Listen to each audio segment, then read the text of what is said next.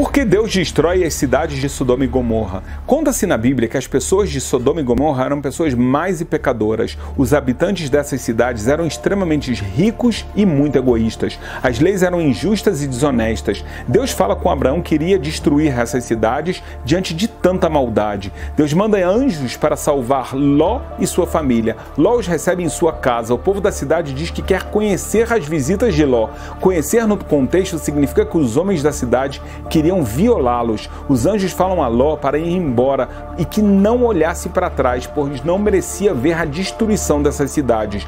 A esposa de Ló olha para trás e acaba virando uma estátua de sal. Logo depois da saída deles, no amanhecer começa a cair fogo do céu e enxofre, aniquilando toda a população de Sodoma e Gomorra e destruindo elas até o dia de hoje.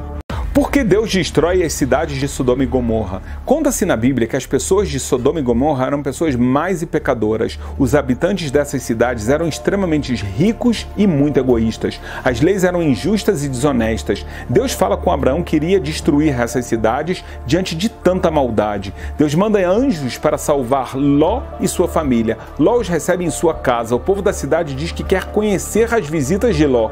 Conhecer no contexto significa que os homens da cidade queriam violá-los. Os anjos falam a Ló para ir embora e que não olhasse para trás, pois não merecia ver a destruição dessas cidades. A esposa de Ló olha para trás e acaba virando uma estátua de sal. Logo depois da saída deles, no amanhecer começa a cair fogo do céu e enxofre, aniquilando toda a população de Sodoma e Gomorra e destruindo elas até o dia de hoje.